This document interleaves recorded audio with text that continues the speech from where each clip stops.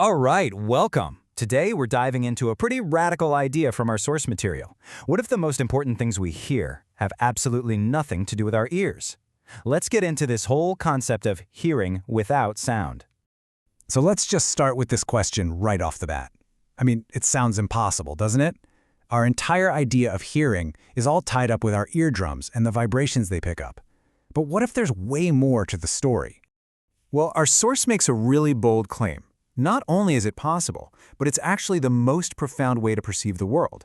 And to prove it, they point to the incredible life of Helen Keller, who, as we know, experienced the world without what we'd call sight or sound. She developed this truly extraordinary technique, feeling the vibrations on a person's face to understand what they were saying. She could even hear a violin just by touching the instrument. This shows us something amazing, that hearing isn't just about ears. It can be a function of pure sensation. So, you see, Helen Keller's story isn't just some interesting piece of trivia. According to our source, it's a launchpad for a completely new way of defining listening, one that goes far, far beyond the ears. And this isn't just limited to people. The source says to look at nature. Think about someone with arthritis who can literally feel a storm coming in their joints. Or how ducks just know when the river water is warming up for spring. Even plants, they hear the call of spring through sunlight and know it's time to bloom. It's all a kind of listening, just through sensation. Okay, so this leads us to the core framework of our source material. The author suggests that listening isn't just one single act. Instead, it happens on three very distinct and pretty profound levels. So here's how it all breaks down. We start with our ears, right? That's the most basic level, just picking up surface information. Then we move up to sensation, like Helen Keller, which perceives the process happening behind that surface noise. But the final and highest level, that's consciousness itself. And it's said to hear the very essence of a thing.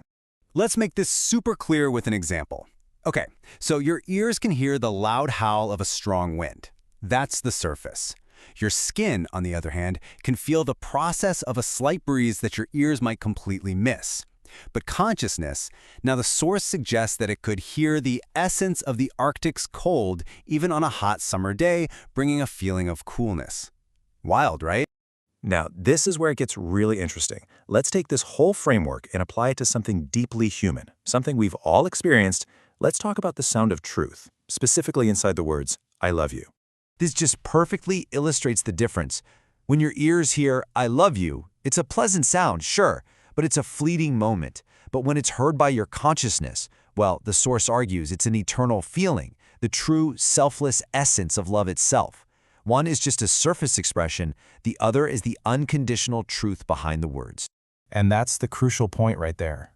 The most profound truths, the most genuine love, they don't even need to be spoken out loud. Their sound is silent, and it can only be perceived by that highest level of listening we're talking about, our consciousness. Okay, so you're probably thinking, this is cool, but how do I actually do it?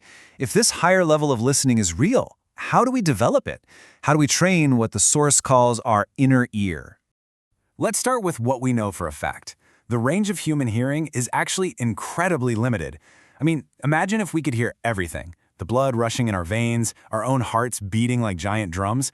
The source says we'd live in total chaos. Our biology is literally designed to filter most of reality out. And that leads to this really provocative question. Our ears have a hard limit. Okay, we get that. But what about our consciousness? What exists beyond those frequencies we can physically pick up? The author gives us this amazing analogy to help us wrap our heads around it. Think about a regular piece of iron. It's not magnetic, right? It has zero ability to sense the magnetic fields all around it.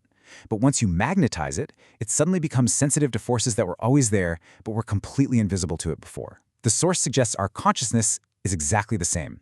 With deliberate training, it can be magnetized to perceive these deeper sounds. And this is where the implications get truly, truly profound. So what are we hearing? According to the source, it's nothing less than the fabric of reality itself. And that reality includes the sound of our own thoughts. Now, to support this pretty radical idea, the author points to some ancient proverbs.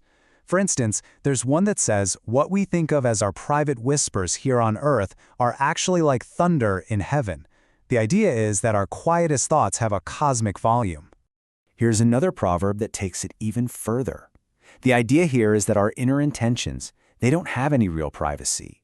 They resonate outwards with the clarity of a flash of lightning, whether we ever say them out loud or not. And this final proverb makes the point crystal clear. The source's argument is that our consciousness is constantly being perceived, that our inner world is never, ever truly silent. So, if our thoughts are broadcasting like thunder, the source flips the whole question around. It's not just about what we're sending out, it's about what we are capable of receiving. And the main obstacle, as it's defined in the text, is a kind of spiritual deafness. Our own minds are just so full of noise from daily life, so chaotic and distracted by all the surface-level stuff, that we can't hear the subtler, more profound signals that the universe is sending. And so our source leaves us with this final, really challenging thought. What if the universe is in constant communication? What if it's always speaking? The only real question is whether we can quiet our own minds enough to actually hear it. What truths are just waiting for us, right beyond the range of our ears?